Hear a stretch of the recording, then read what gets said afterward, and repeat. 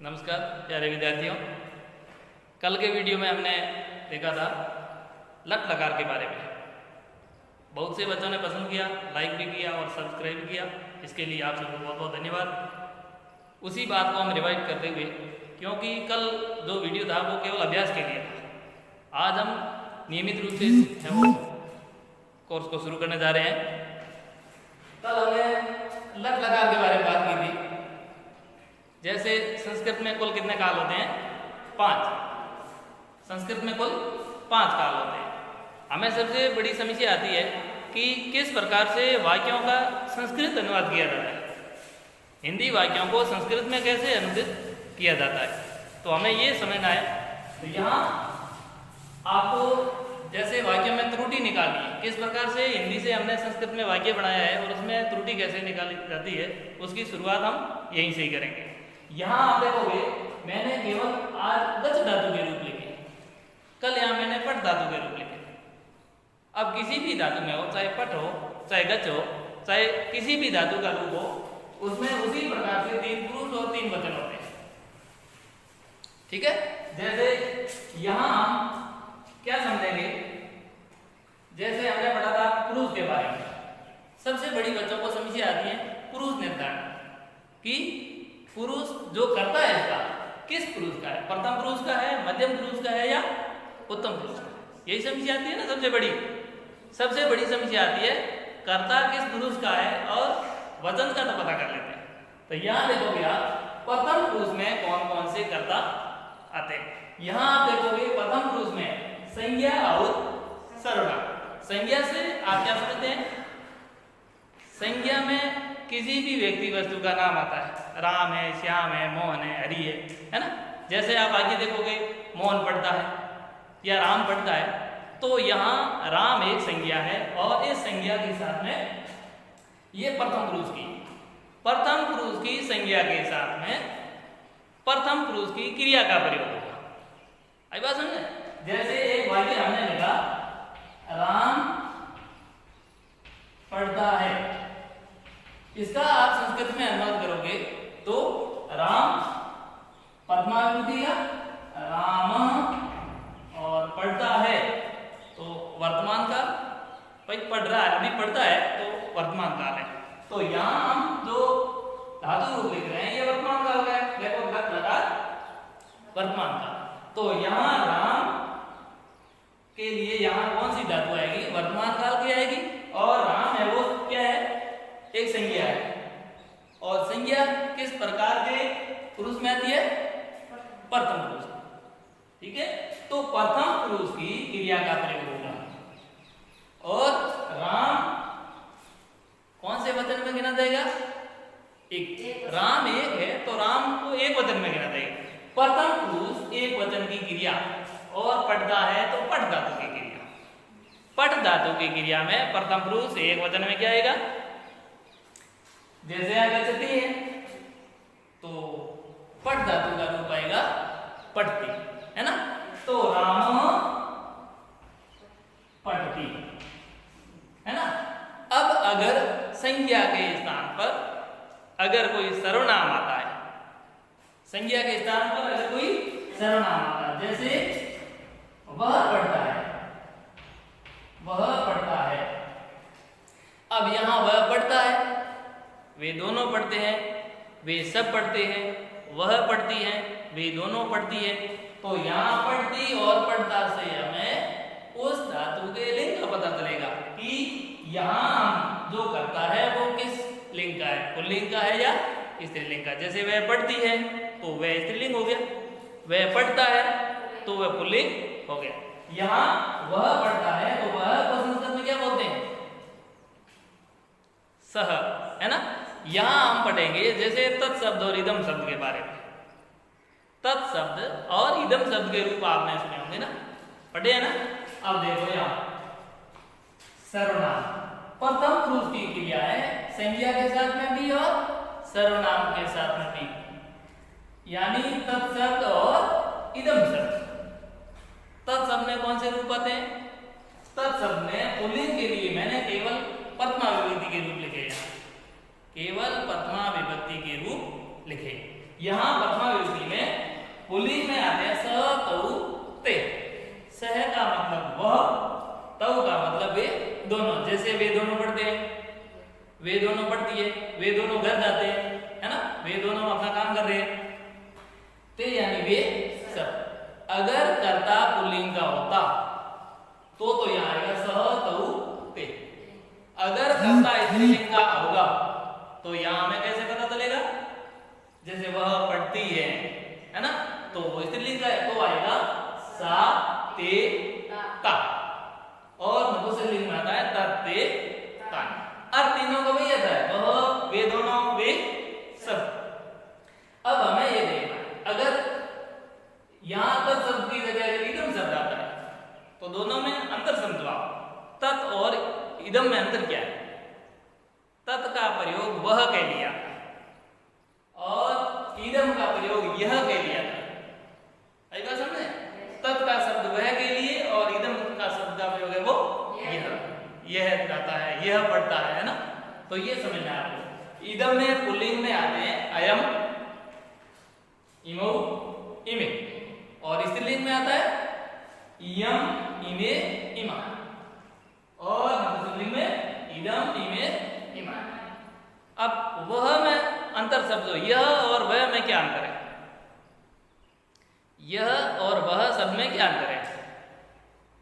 यह शब्द किसी पास की वस्तु के लिए आता है और वह शब्द किसी दूर की वस्तु के लिए आता है। आई बात समझे? यह पास की वस्तु के लिए और वह दूर की वस्तु के लिए आता है। तो अब आपको यह समझना है कि हमने एक लट लकार वर्तमान काल गत धातु के रूप लिखे और इसमें केवल प्रथम पुरुष के ही रूप लिखे हैं। ये लिखने का कारण यह है कि चाहे संज्ञा हो, चाहे सर्वनाम हो, चाहे तत्शब्द हो, चाहे इदम शब्द के कर्ता हो, इन सभी कर्ताओं के साथ सदैव और सदैव प्रथम पुरुष की क्रिया का प्रयोग ही होगा। आई बात समझे? एक बार फिर से समझ लो आप कि संज्ञा और सर्वनाम। संज्ञा का मतलब है व्यक्ति वस्तु स्थान का नाम, व्यक्ति वस्तु स्थान का नाम, ये संज्ञा हो गई। सर्वनाम, सर्वनाम में तत्शब्द है और इदम शब्द है। इन सब के साथ अगर कर्ता के रूप में कोई संज्ञा है, कोई सर्वनाम है, तत्शब्द है, चाहे इदम शब्द है, चाहे पुल्लिंग है, चाहे स्त्रीलिंग है, चाहे नपुंसकलिंग है, चाहे एक वचन, चाहे द्विवचन, चाहे बहुवचन, लेकिन उसकी क्रिया हमेशा प्रथम पुरुष की ही आएगी। बात समझ में आई आपको? कर्ता अगर संज्ञा, सर्वनाम है, तत्शब्द है, इदम शब्द है, एक वचन है, द्विवचन, बहुवचन, किसी भी प्रकार का अगर करता है तो उसके साथ में जो क्रिया है वो क्रिया सदैव और सदैव प्रथम पुरुष की ही आएगी। तो अभी तक आपने ये समझा है कि अब देखो ये गच धातु लट लकार वर्तमान काल है, इसकी जगह लिट लकार, लोट लकार, रंग लकार, विधिलिंग या किसी भी प्रकार के पांचों लकारों में से हो, क्रिया ये प्रथम पुरुष की क्रिया आएगी। आई बात समझ में? अब ये तो वर्तमान काल का आपको उदाहरण दिया है कि वर्तमान काल में ही इन क्रियाओं का प्रयोग होगा। अब किसी भी प्रकार के कर्ता के साथ में भूतकाल की क्रिया भी हो सकती है, जैसे उसने पढ़ा, है ना, वह पढ़ेगा, वह पढ़ेगी, उसे पढ़ना चाहिए। सभी प्रकार के कालों में इन कर्ताओं के साथ में सदैव प्रथम पुरुष की क्रिया का प्रयोग होगा। आगे बात समझ में? अब आगे बढ़ते हैं। अब बात करेंगे मध्यम पुरुष और उत्तम पुरुष के बारे में। प्रथम पुरुष की तो बात आ गई कि कर्ता, संज्ञा, सर्वनाम वगैरह चाहे कोई भी कर्ता हो, इन सभी कर्ताओं के साथ प्रथम पुरुष की क्रियाओं का प्रयोग होगा। ध्यान ये रखना है आपको कि एक वचन का अगर करता है तो क्रिया भी एक वचन की आएगी, द्विवचन का करता है तो क्रिया भी द्विवचन की आएगी, और कर्ता अगर बहुवचन का है तो उसमें क्रिया बहुवचन की आएगी। ये सदैव ध्यान रखना। कई बार क्या करते हैं, कर्ता द्विवचन का होता है और हम क्रिया लगा देते हैं बहुवचन की, है ना, या कर्ता है वो एक वचन का है और क्रिया द्विवचन लगा देते हैं। ये विशेष रूप से आपको ध्यान में रखना है। अगर कोई भी बात आपको समझ में नहीं आती है तो आप नीचे कमेंट बॉक्स में कमेंट जरूर करें। अब हम पढ़ेंगे मध्यम पुरुष और उत्तम पुरुष के बारे में। अब हमने जो शब्द लिखे हैं, इदम शब्द है, ये केवल प्रथमा विभक्ति के रूप लिखे हैं। यहाँ सातों विभक्तियों के रूप चलते हैं, चाहे तत्शब्द में से तउते तम तउतां, इस प्रकार से इसके सातों विभक्तियां चलती है। इदम शब्द के रूप भी सातों विभक्तियों में चलते हैं। अब हम बात करेंगे मध्यम पुरुष के बारे में।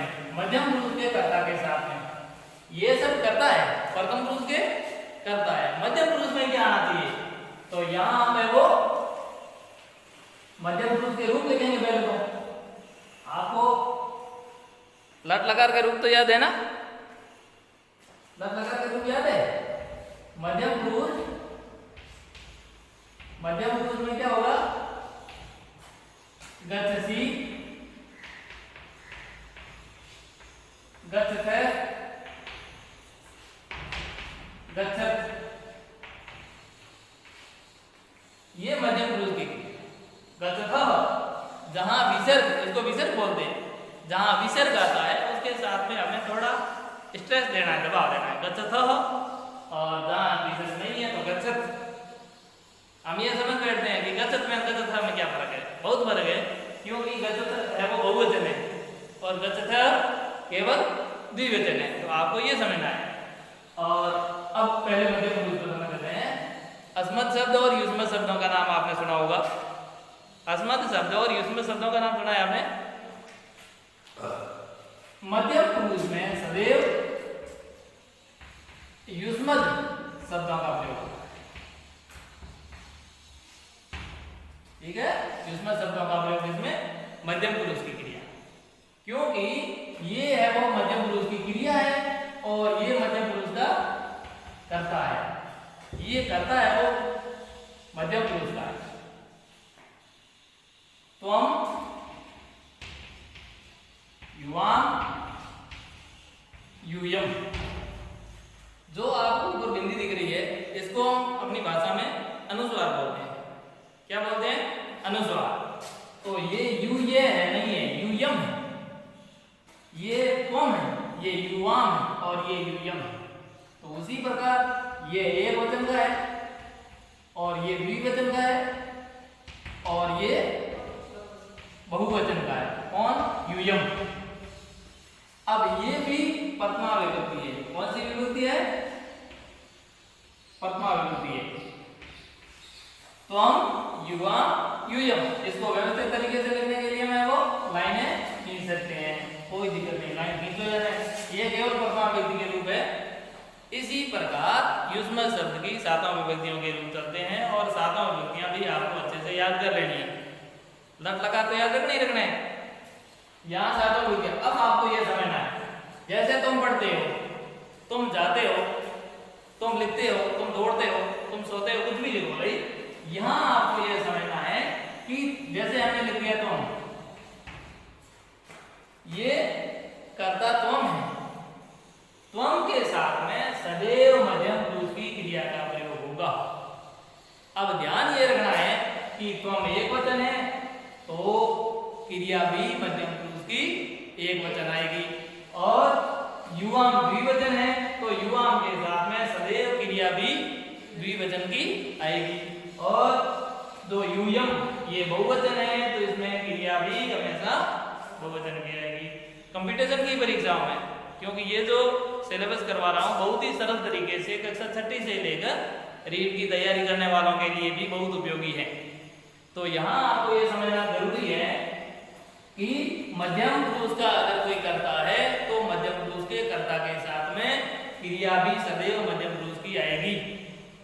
त्वम युवाम यूयम, इसी प्रकार त्वम युवाम युष्मत्, इस प्रकार से युष्मत् शब्द की सातों विभक्तियां चलती है। आपको ध्यान ये रखना है कि एक वचन के साथ में क्रिया भी एक वचन लगानी है, द्विवचन के कर्ता के साथ में क्रिया भी द्विवचन की, और बहुवचन के कर्ता के साथ में आपको क्रिया भी बहुवचन की लगानी है। अब ये बात तो आपको समझ में आ गई होगी कि मध्यम पुरुष का अगर कर्ता है त्वम युवाम यूयम है तो केवल और केवल मध्यम पुरुष की क्रिया का प्रयोग ही आपको करना। ये बात तो समझ में आ गई। अब ये तो प्रथमा विभक्ति है, आप व्याकरण में अच्छे से देखना, इसकी सातों विभक्तियां बहुत अच्छे से आपको मिलेगी और अच्छे से उसको देखना। विभक्ति भले ही कोई हो, वचन का ध्यान रखना है। एक वचन के साथ एक वचन, द्विवचन के साथ द्विवचन की क्रिया और बहुवचन के कर्ता के साथ में बहुवचन की क्रिया का प्रयोग करना है। आई बात समझ में? अब आप देखोगे आगे हम बात करेंगे उत्तम पुरुष के बारे में। उत्तम पुरुष, यहाँ उत्तम पुरुष में देखो, प्रथम पुरुष हमने देखा गच्छति, गच्छते, गच्छन्ति, गच्छसि, गच्छत, गच्छत और गच्छामि, गच्छावः, गच्छामः, गच्छामि, गच्छावः, गच्छामः। यहाँ विसर्ग आएगा। उत्तम पुरुष में द्विवचन और बहुवचन दोनों क्रियाओं के साथ में है वो विसर्ग आएगा। इसको अनुस्वार बोलते हैं और दो बिंदी आदि इनको विसर्ग बोलते हैं। अब देखो आपने अस्मत् शब्द सुना होगा, यहाँ हमने तुम लिखे छोड़ा था। तुम के साथ में कौन सी क्रिया आएगी आप बताओ? मध्यम पुरुष की। जैसे तुम जाते हो तो इसके साथ में कौन सी क्रिया आएगी? गच्छसि। क्या आएगा? गच्छसि आएगा। अगर यहाँ तुम की जगह यूयम होता तो क्या आती है? यहाँ गच्छ धातु का कौन सा रूप आता? गच्छ तो एक वचन ये है वो, इसका बहुवचन आता, विसर्ग नहीं आएगा क्योंकि विसर्ग आने पर ये द्विवचन हो जाता है। ये ध्यान रखना। गच्छसि, गच्छत और गच्छत। अब हम बात करेंगे उत्तम पुरुष की क्रिया। गच्छामि, गच्छावः और गच्छामः। अब हमने देखे थे युष्म शब्दों के रूप, यहाँ हम बात करेंगे अस्मत् शब्दों के बारे में। तो अस्मत् शब्द के रूप कौन से होते हैं? अहम, आवाम, वयम। यहाँ अस्मत् शब्द के रूप। अस्मत् शब्द के रूपों की बात करें तो इसी प्रकार एक वचन, द्विवचन, बहुवचन। तो एक वचन आता है अहम, द्विवचन आता है आवाम, बहुवचन आता है वयम।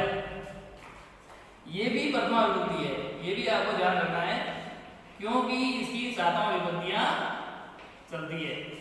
इसकी सातों विभक्तियां चलती है। तुम का अर्थ क्या होता है? तुम। युवाम का अर्थ होता है तुम दोनों और युयम का अर्थ होता है तुम सब। सामान्य से जानकारी है लेकिन ध्यान में होना जरूरी होता है। अहम का अर्थ होता है मैं, आवाम का अर्थ होता है हम दोनों और वयम का अर्थ होता है हम सब। अब विशेष रूप से आपको यह समझना है मैं जो शब्द आता है वो स्वयं के लिए आता है। मैं, मेरा, मेरे, मेरी, है ना, हम, हमारा, हमारी, हमारा, हमसे, हमारे द्वारा, हमारे लिए, है ना। ये सारे शब्द मैं और हम हैं, ये सभी अस्मत् शब्द में माने जाते हैं क्योंकि ये हिंदी में है। संस्कृत में इसके लिए हम, आवाम, वयम, माम, आवाम, अस्मत्, इस प्रकार से इसकी सातों विभक्तियां चलती है। तो उन सातों विभक्तियों में जैसे कारक चिन्ह के बारे में आगे आप पढ़ोगे आगे की क्लासों में, वर्तमान है, द्वितीया को, तृतीया से, चतुर्थी के लिए, पंचमी से अलगाव, षष्ठी काके की या रारेरी, सप्तमी में या पर। तो वहां है वो प्रत्येक कारक चिन्ह को लगाने से मैं और हम का रूप बदलता है। मेरा, हमारा, हमारी, हमारे द्वारा, हमसे, हमारे लिए, है ना। इस प्रकार बहुत से शब्द बनेंगे। तो आपको ये समझना है कि जो अस्मत् शब्द के करता है इनके साथ में सदैव उत्तम पुरुष की क्रियाओं का प्रयोग होगा। अस्मत् शब्दों के साथ में सदैव उत्तम पुरुष की क्रिया का प्रयोग होगा। आपको यह समझना है कि इसमें काल कौन सा है, वाक्य में ये ध्यान रखना है। चाहे लट लकार हो, चाहे दृढ़ लकार हो, चाहे लोट लकार हो, लंग लकार हो, विधिलिंग हो, चाहे किसी भी प्रकार का हो, ध्यान यही रखना है कि अगर अस्मत् शब्द का करता है अहम, आवाम, वयम से संबंधित है तो उसमें क्रिया हमेशा उत्तम पुरुष की आएगी। ये ध्यान रखना। यहाँ मैंने केवल लट लकार लिखा है, यहाँ पांचों लकारों में से कोई हो वाक्य के अनुसार होगा। जो करता है एक वचन है तो उसी प्रकार क्रिया भी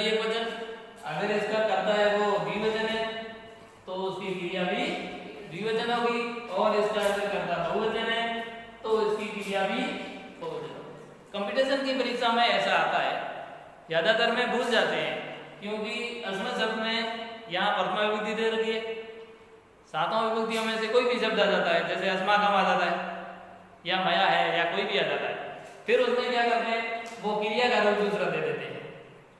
अस्मत् शब्द ने एक वचन का कर्ता दिया, क्रिया बहुवचन दे दिया, तो हम उस है वो कंफ्यूजन में हो जाते हैं कि इसमें वास्तव में सही क्या है। तो आपको ये ध्यान रखना है, अगर कर्ता एक वचन है तो उसका क्रिया भी एक वचन होना चाहिए, तो ही वो वाक्य शुद्ध वाक्य माना जाएगा। कर्ता द्विवचन तो क्रिया भी द्विवचन, और कर्ता बहुवचन तो उसकी क्रिया भी बहुवचन। ये बात मैंने 2-3 बार आपको अच्छे से समझा दी। अब इसको समग्र रूप से समझो, पूरा अच्छे से समझ लो कि क्रियाओं में लकार भले ही कोई हो, लेकिन आपको है वो उसमें कर्ताओं का ध्यान रखना है।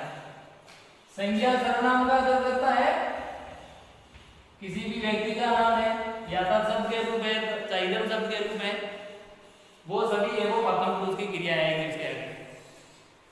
अगर युष्म शब्द के रूप में तो उसकी क्रिया सदैव मध्यम पुरुष है, ये ध्यान रखना है।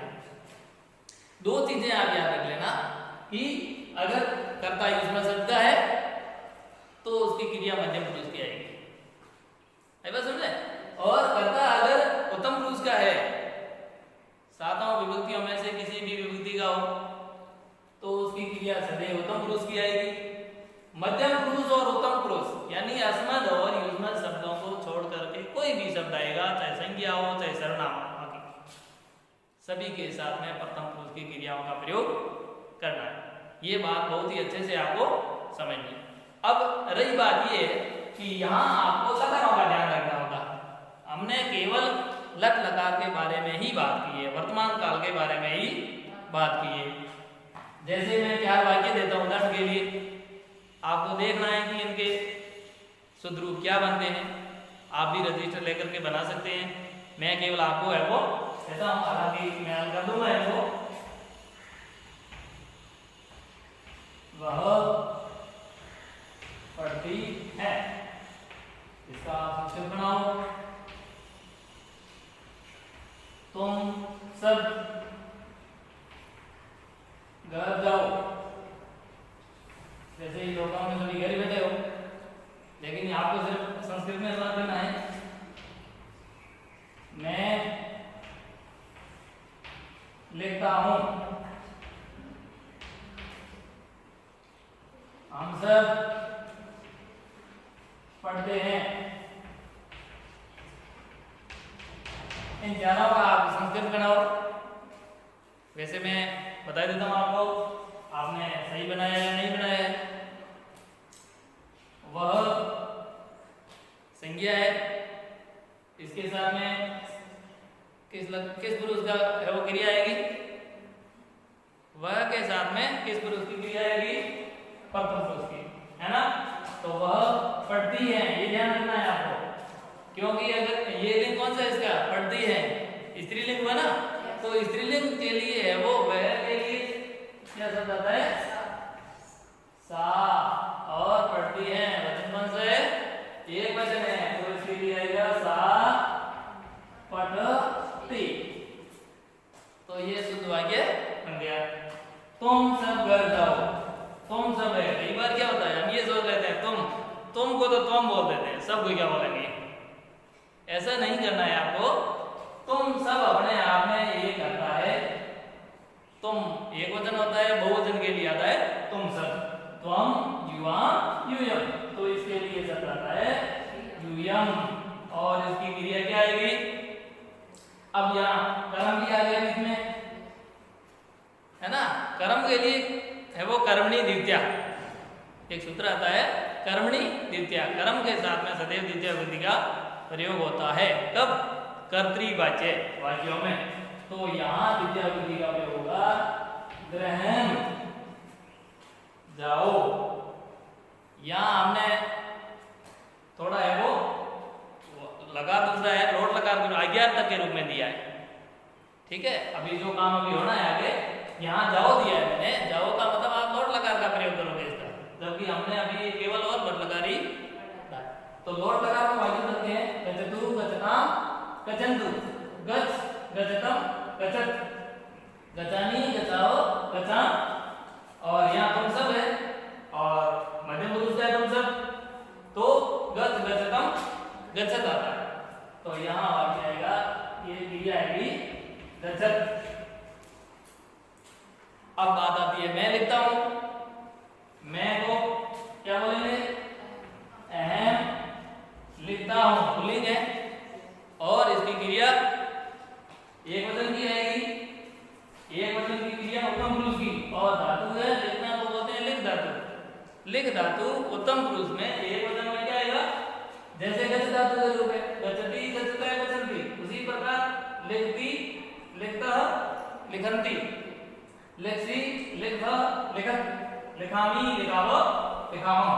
तो ये गचामी है उत्तम पुरुष का एक वचन, तो मैं उत्तम पुरुष है, लिख धातु का उत्तम पुरुष रूप आएगा लिखामी, लिखामी। हम सब पढ़ते हैं, हम सब आया है, यहाँ एक वचन था और यहाँ हम और सब बहुवचन का रूप है, तो अहम, आवाम, वयम, तो यहाँ क्या रूप आएगा, वयम। पढ़ना है, पढ़ धातु है, वही उत्तम पुरुष का है, वही बहुवचन है, पढ़ामी, पढ़ावो, पढ़ावो, तो वयम पढ़ामः। ये केवल आपको अभ्यास के लिए वाक्य दिए, आपने सही किए होंगे, नहीं है तो और भी आगे प्रयास करें आप। लट लकार के रूप, निश्चित रूप में आप याद कर लें।